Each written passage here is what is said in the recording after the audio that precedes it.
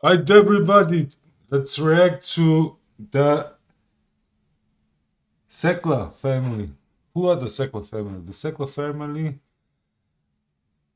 is Jewish. How many? And what's the video about? A secretive billion-dollar opium empire. And how many opium-related deaths did we have in America? 800,000 with all kinds of opiates. And how many Christians? What's the percentage of Christians in America? It's 69%. So approximately 500,000 of them maybe are Christians. So let's see the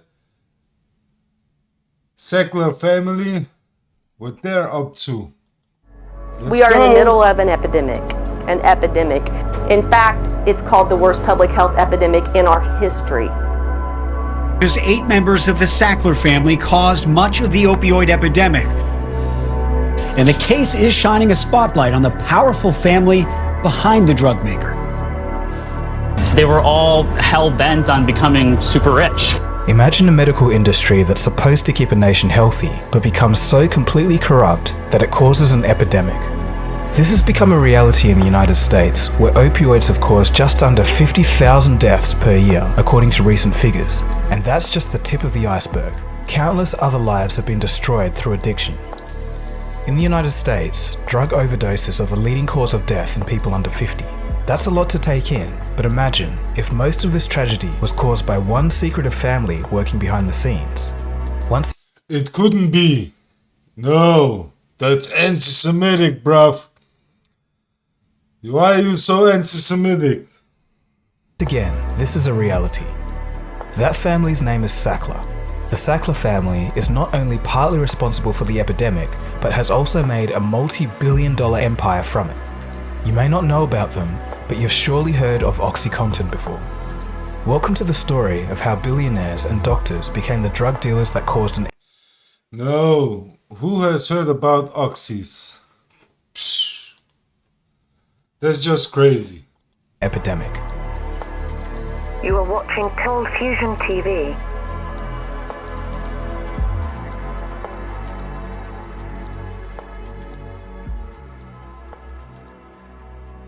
The opioid epidemic in the United States was caused by a variety of factors, but one of the main ones is the involvement of the Sackler family and their infamous opioid painkiller, OxyContin.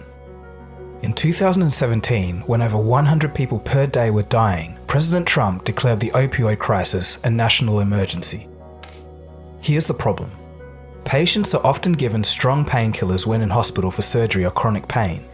While the drugs are life-enabling for many patients to avoid excruciating pain from injury or otherwise, many fall into addiction cycles from withdrawals.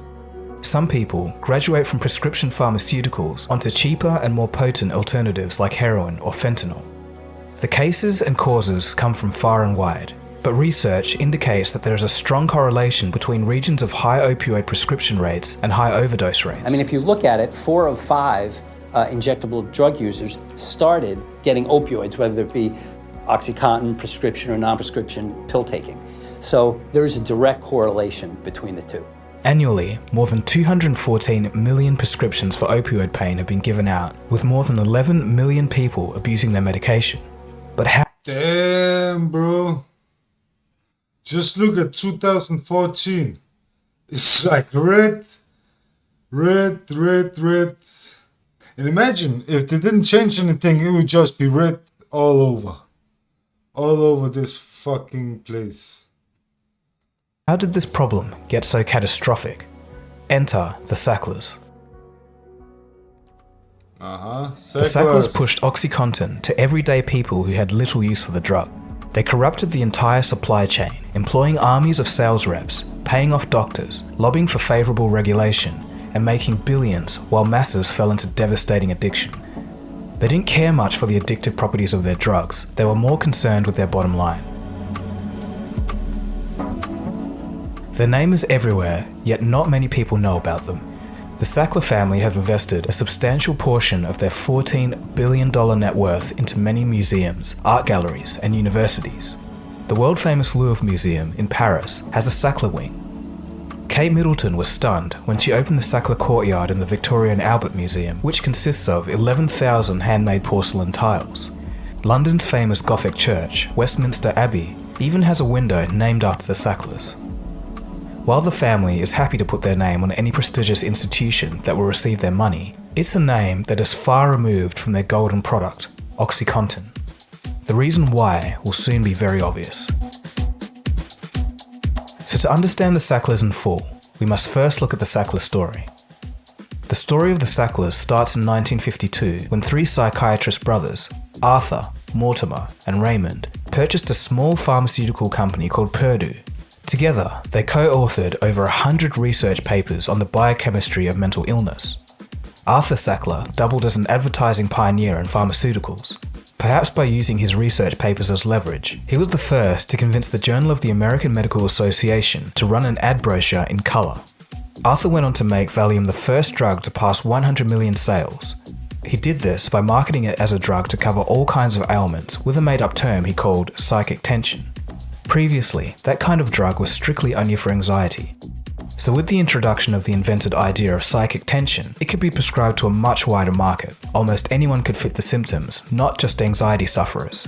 By this stage, Arthur Sackler was inducted into the Medical Advertising Hall of Fame. During the 1980s, a recent movement in medicine was taking place. So it isn't even the first time that they make some pills who are totally fucking with people. Interesting. It was called hospice. The hospice sector takes care of the terminally ill and end-of-life patients. Around this time, the Sackler's company Purdue would release a morphine-based pill called MS-Contin that could help cancer patients sleep. In the hospice market, addiction wasn't an issue because the patients would soon pass. Purdue would take this concept one step further. They would release MS-Contin for general use. Unfortunately, MS-Contin would be the precursor to the drug that would help create an epidemic. In the United States, MS-Contin became the benchmark for pain relief among cancer patients. During the 1980s, several papers and articles claimed that the link between opioids and addiction was minimal and previously overstated. A letter published to the New England Journal of Medicine stated that the risk of addiction was less than 1%. Even though this letter was later retracted by the author, it didn't stop over 600 citations of the letter in medical journals. The misinformation had already spread, and it was difficult to stop.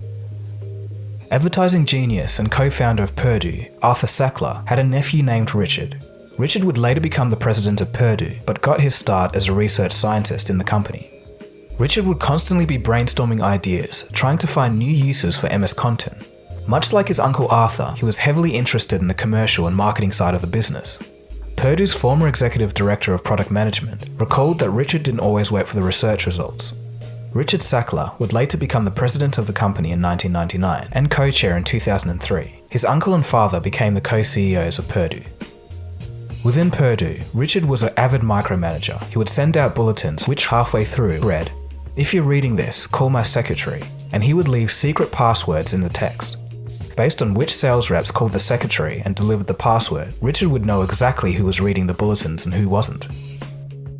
During the 1990s, the company realized that they needed to do something about MS-Contin. The patent was set to expire by the end of the decade. In addition, the use of morphine as an end-of-life medication stigmatized the drug from being more widely available. The company moved to make a new drug called OxyContin, with the active ingredient oxycodone replacing the morphine. Many doctors falsely believed that oxycodone was weaker than morphine.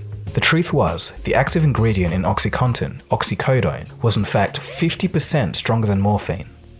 Later, in an unpublished study by Purdue in 1990, imagine that. How the fuck can you call yourself a doctor without even knowing what the fuck you are prescribing? You gotta be a special kind of moron to be a doctor like that. Honestly. Doctors are fucking retards, honestly.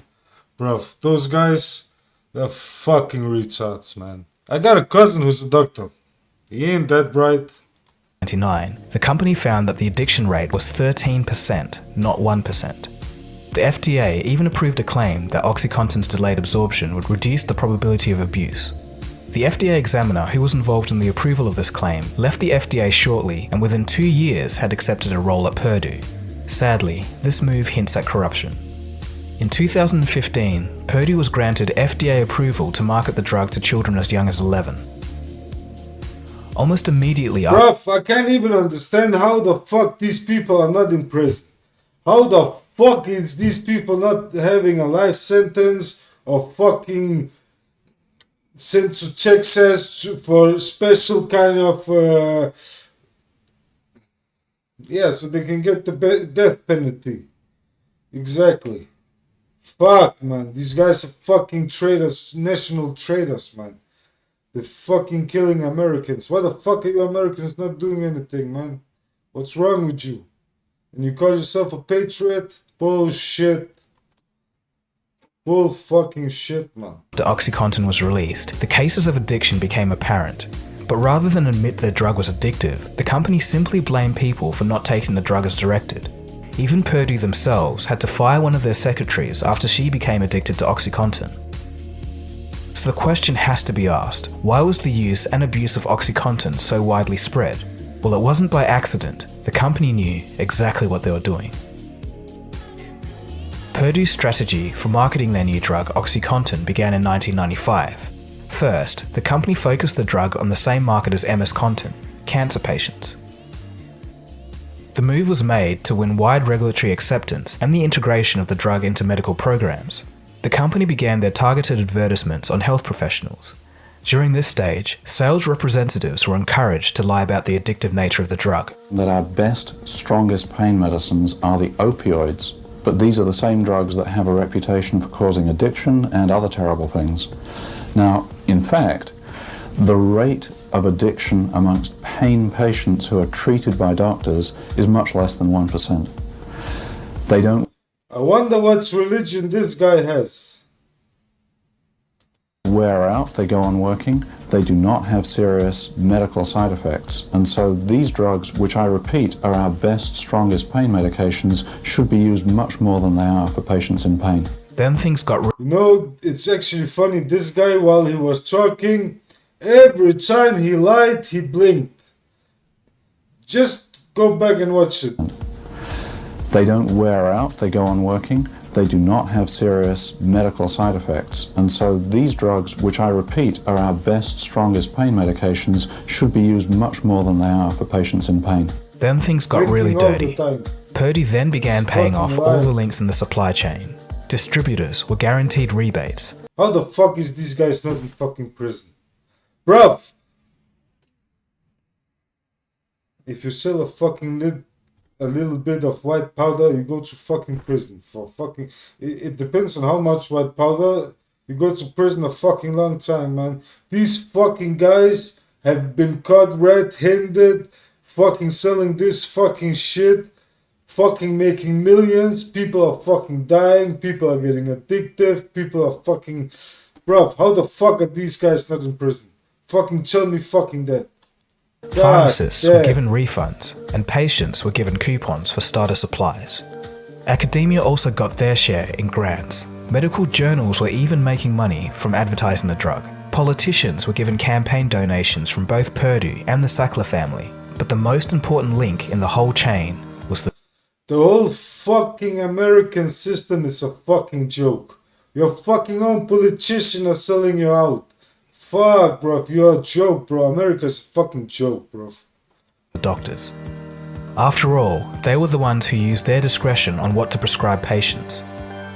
Purdue had speaking events where doctors would be flown in to so-called seminars, which were essentially golfing trips. Thousands of clinicians were paid to speak at conferences on the company's behalf. Prominent doctors on the Purdue payroll played down the effects of opioids, calling them a gift from nature, and stated that the notion that opioids caused addiction was a medical myth. During a 9-year stretch from 2006 to 2015, Purdue and other drug manufacturers in the industry had spent almost $900 million in political payments and lobbying. Purdue lobbied and encouraged regulations that required doctors to ask patients to rate their pain on a scale of 1 to 10. This gave them a more quantifiable and tangible reason to prescribe opioids. The company was trying to make OxyContin a viable treatment for non-cancer patients. An excerpt from Esquire, who did a piece on the Sacklers, reads, "The company rebranded pain relief as a sacred right, a universal narcotic entitlement available not only to the terminally ill, but to every American." By 2001, annual OxyContin sales had surged past $1 billion. Business was booming. In the 5-year period between 1996 and 2001, in the United States, OxyContin grew from 300,000 prescriptions to almost 6 million. Opioid abuse cases began rising to the surface, and studies would show direct correlations between the location of the cases and the volume of opioid prescriptions in that area. Purdue even targeted poor areas with high labor work. The higher instances of workplace injury led to high uses of OxyContin. The company also recorded information about prescription quantities that individual doctors were writing. Sadly, this was so that the sales reps would have a better idea of which doctors to target. Like casinos targeting clients that would spend the most, Purdue was targeting doctors that would prescribe the most. People trust their doctor and they think that the doctor is prescribing things appropriately and monitoring them appropriately, and they think that if the bottle says take it in such a way that it's perfectly okay to do that. It is now possible to find regions in the country where the amount of prescriptions is more than the actual population of the region. Doctors would be arrested in the hundreds for running clinics which prescribe pills to patients without a legitimate reason. These were often called pill mills. The Purdue company not only knew what they were doing, but they were happy about it. The company's memos between sales reps read, "Dollars, dollars, dollars. It's bonus time in the neighborhood." Some of the better sales reps were earning 6-figure commissions, with the company paying out $40 million in bonuses in 2001. But for the Sackler family and Purdue, things weren't going to stay so rosy. By this stage, there was mounting criticism of OxyContin, but Purdue still managed to make things even worse. The effects of OxyContin were supposed to last 12 hours, enough for a good night's rest. However, often the effects are only present for 8 hours. Now, Purdue could have done one of two things: increase the frequency of the dose, or increase the dosage and increase the potential for addiction. They did the latter. Sales reps were strictly instructed to inform doctors to increase the dosage amounts instead of the frequency. This created the perfect cycle for addiction. The increased dosage would make the patient feel the effects of withdrawal for a short period, and then they would have to take another pill to put them at ease again. This led patients down the slope of being prescribed more than they needed. Those fucking guys made them fucking junkies. Bro, how the fuck is these guys not in prison? How the fuck are these guys not rotting? How the fuck didn't all the money get seized? All the family wealth get seized? Everybody who was working for them, their money getting seized? Bruv, this fucking world needs a new system. When fucking people can get rich on fucking destroying people's life, this fucking world needs a new system. Fuck, man. But yeah, you Americans, you're fucking bullshits. You're fucking big bullshit guys. As their tolerances grew, they fell deeper into addiction. Every night on the news, you'd hear of someone dying in the state. In America, you're not fucking doing shit about this, but you're fucking whining about migrants coming and working and all of this. But this shit, you don't give a fuck. You're fucking time wasters. Honestly. You guys are fucking bullshit, bro. Or in other states because of Oxycontin. And it was so addictive. And they knew that. Pharmaceuticals knew that. To bring this home, I have to show you the real impact of opioid withdrawal from the inside. With this, you can gain an empathetic view and understand why so many people don't make it out. Family time is something Travis Reeder does not take for granted. The Johns Hopkins University bioethics professor soaks up every moment he can. That's because 2 years ago, prescription opioids stole a chapter of his life. 2015, a serious motorcycle accident left Travis with a crushed foot. He would have 6 surgeries to fix it, including a transplant from his thigh, requiring large amounts of pain medication. I was at a follow-up doctor's appointment with the initial trauma surgeon, the guy who saved the foot, and he's the one who's asked me about my pain level and my drugs, and he's like, "Oh, you're on a lot of opioids. You probably need to think about getting off them. Travis says his doctor suggested he begin weaning off of the drugs over 4 weeks. He says 3 days in, he was going through serious withdrawal. I felt like I got the flu. My temperature kind of went haywire. I couldn't sleep very well. She watched him get worse every day. Uncontrollable crying, very often. He would just burst into tears, he couldn't sleep. Travis reached out to more than a dozen of his doctors. Some told him to take stool softeners and drink lots of water. But no one could tell him how to get out of the withdrawal hell he was in. I'm really in trouble here. I'm feeling really bad. I said, well, if it's that bad, go back on the drugs. Travis says he is not anti-opioids and believes they do have a place, but doctors need to prescribe them with a plan. The failure was in not following up, never telling me what to look forward to. In my experience, opioid withdrawal was the worst feeling I've ever had, hands down. I have vivid memories of being sick in my bed, sweating with the covers on, and freezing with the covers off. I was constantly sick. I vomited almost every single morning. It's something that I would never want to go back to. You can die, straight up. Your heart can explode for not having it, you can die. Because when you don't have it, your blood pressure goes up. That is why a lot of people's heart feels like it's pounding out of their chest when they have the withdrawal symptoms. And if I didn't have them, the hair on my head hurt. Not only that, withdrawal symptoms, you're going to be throwing up. You're going to be vomiting. You're going to have cold chills. You're going to have hot flashes. You're going to not be able to sleep because you're going to have restless legs. Your legs are going to be moving all over the place. If this is your legs, this is what they're going to be doing because you can't stand to be in your own skin. And that is exactly what it feels like to withdraw. Exactly. You're also going to have probably anxiety attacks, maybe even panic attacks. Your face is flushing, you might get scared, so you start hyperventilating and things like that. There was no counseling along the way. I was never told that dependence was going to be a problem, right? And then at the end, no one knew how or was able or willing to appropriately wean me off. So why wasn't anyone doing anything about this? Well, soon people did. As time went on, Purdue would go on to face many class action lawsuits in regard to their practices with the drug. Often the company settled, awarding plaintiffs millions. In 2004, Purdue was sued for deceptive marketing as the drugs were meant to last 12 hours but lasted much less. The company settled the suit for $10 million, sealing the case under confidentiality and admitting no wrongdoing or changing any practices. Purdue always avoided any Sacklers testifying under oath. They always reached a settlement just as they were going to be called upon.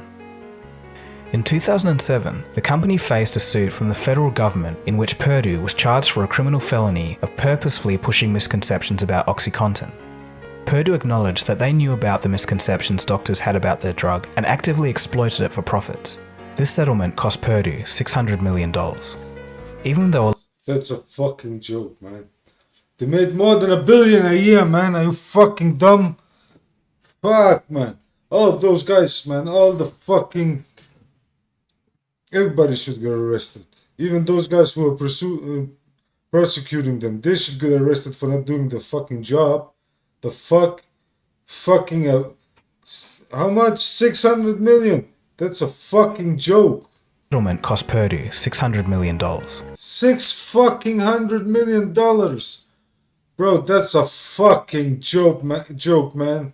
That's like pennies for them. It's pennies. They fucking just in bonuses they gave 40 million. It's a fucking joke. Honestly. US, it's a fucking failed banana republic shit. I don't know, man. Fucking bullshit country. Honestly. I don't know what the fuck you are proud of. Proud of getting fucked? Yeah, be proud, America. Be proud of getting fucked in the ass. Even though a lot of the Sackler family were on the board and Richard Sackler had a direct hand in operations, the Sackler family name appeared nowhere in the 89-page guilty plea. However, the Sackler name did appear on an agreement attached to the plea, which would mean that the government wouldn't go after any of the listed entities related to the Sackler family. The company's eagerness to settle was in order to avoid anything going on the public record, especially anything from the Sacklers themselves. The family's only testimony on the topic came in 2015 from Richard. Sealed from public view for 4 years and only released in 2009, the testimony showed that Richard Sackler knew about the dangers of OxyContin. In 2001, after it was reported that 59 people died from OxyContin overdoses, his email to executives read, "That is not too bad, it could have been far worse." By 2010, Purdue had realized that they need to address the issue facing them. So, they created a new formula for their pill which was harder to snort or inject.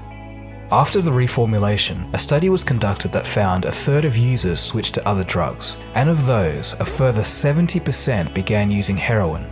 It appears that this reformulation simply increased the rate that people turned to cheaper and harder opioids. This was shown by the significant increase in cases post-2010. Probably everybody started like that, because that's how you're introduced to the drugs, you know, is by pills, you know, and then little by little, you know, it's like your money gets tight and you're just like, well, where can I get something? Look at this. This is a fucking waste of life, bruv. This is what those guys did to Americans. Great job, America. A fucking joke country. It's a fucking joke. These guys are fucking you and you're doing nothing. Epstein's fucking you, you're doing nothing. These fucking families fucking you, you're doing nothing. That's a fucking joke. It is, but cheaper. And then it's heroin, you know. I do sort of think that those pharmaceutical companies do play a big role in. Purdue's actions went a step further.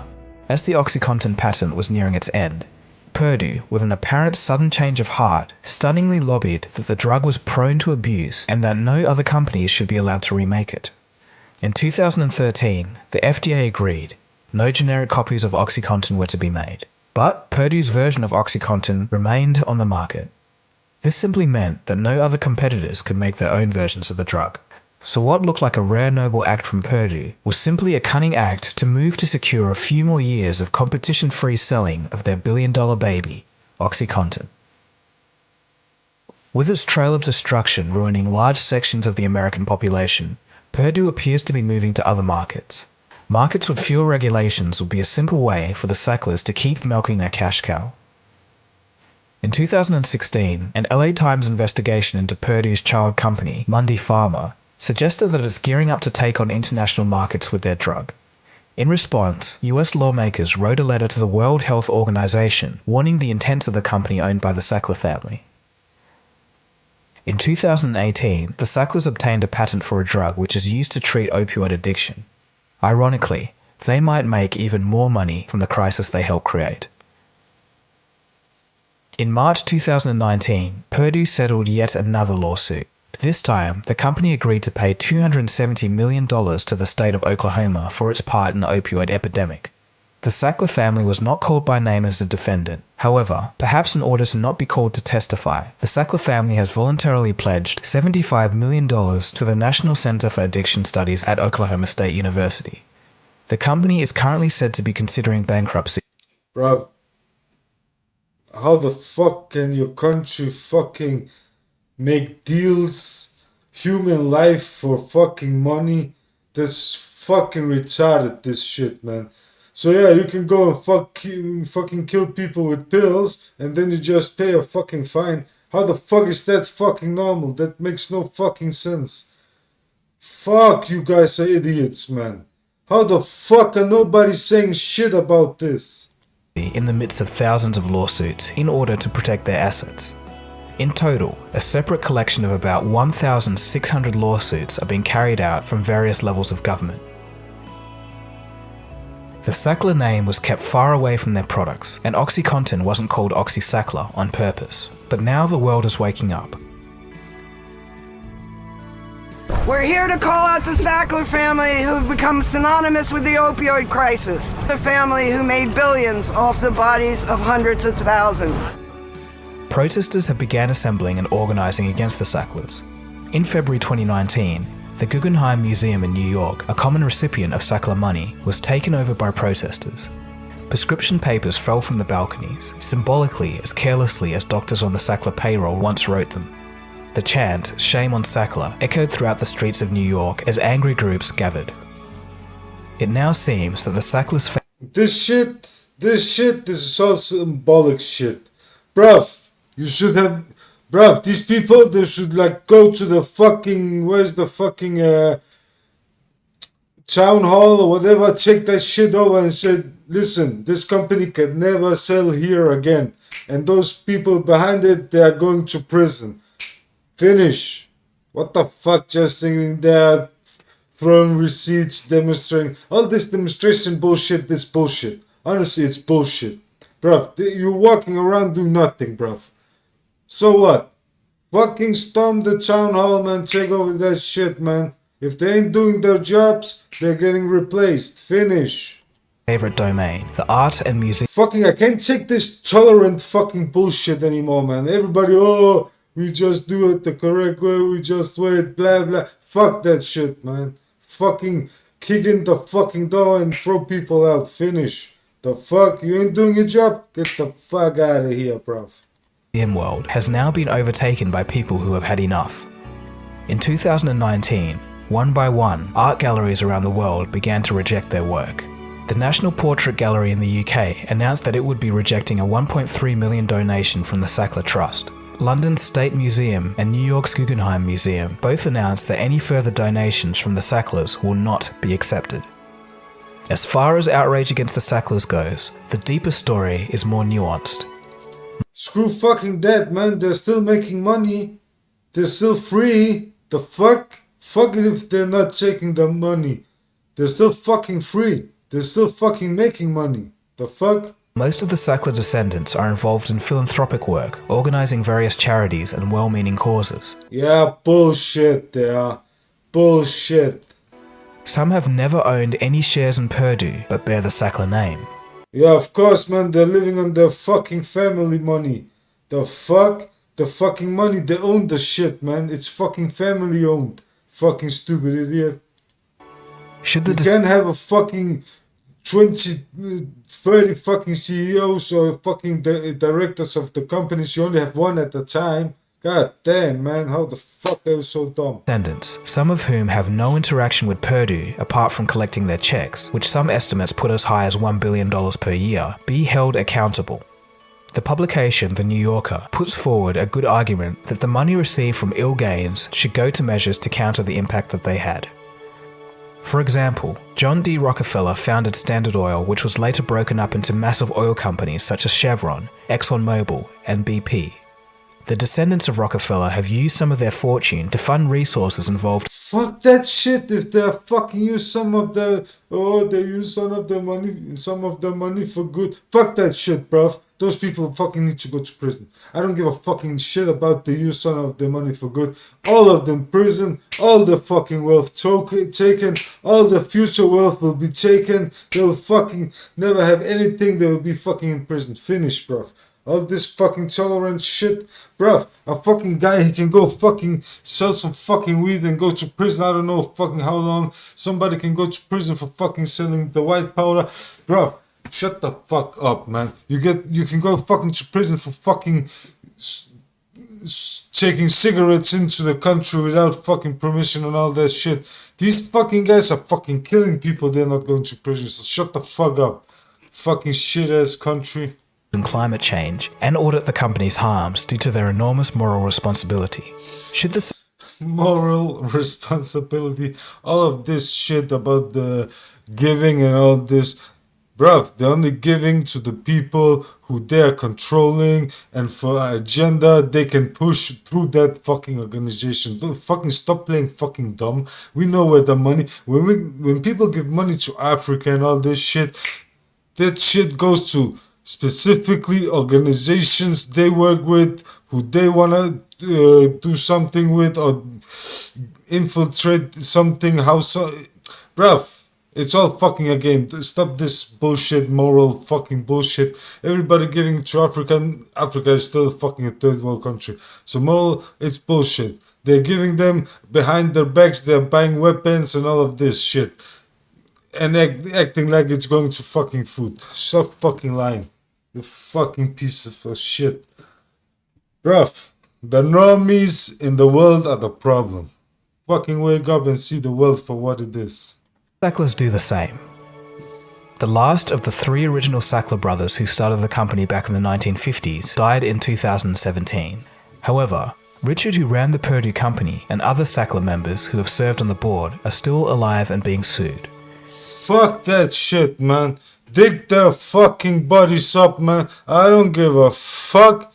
Their bodies cannot even be free. After what they did, their fucking bones cannot even be free. The bones should be fucking thrown into a fucking dungeon or something shit. Fuck yeah. All of these settlements seem like pennies on the dollar for a company which reportedly earned $35 billion in revenue from OxyContin and further fueled an epidemic which has killed over 200,000 people since 1997. One senator even described the settlements as an expensive license for criminal misconduct. Sure, the Sacklers are not solely responsible for the opioid epidemic. A range of other drugs were available both pharmaceutical and on the street, and there were other factors too, but their large role in the entire crisis is undeniable. Perhaps there's a silver lining though. The US government has taken the first steps to addressing the issue on a national level. Emergency response tools such as Narcan nasal spray have saved countless lives in emergency overdose situations. Drugs such as buprenorphine and methadone, combined with psychological help, are often used to treat patients addicted to opioids. Meanwhile, researchers in Canada are finding that 30% of medicinal cannabis patients use the drug as a substitute for their previous opioid addictions. A 2014 study found that deaths from opioids were 25% lower in states that had legalized cannabis. In total, it's a complicated issue and it's going to be a long road. But understanding addiction and creating medical reforms that make it harder for companies to lie about their drugs will be key in future change. Fuck that shit. You don't even need to make rules. You fucking just need to fucking throw those pieces of shits in fucking jail and fucking make them rot there. Take all the fucking family worth. Make the whole family, all the 3 generations forward. Fucking the kids, the grandkids, nobody can have money. Finish. Credit and a bit of thankfulness must be given to the countless people who are trying to help those affected by this horrible crisis.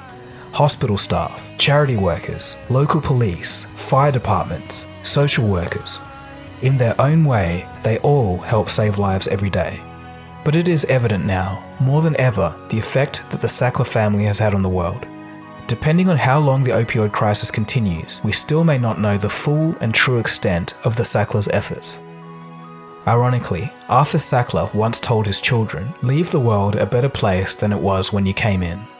If you've ever seen a bigger case of hypocrisy, please let me know. Yeah, fuck that shit. Who the fuck knows what he said behind closed doors?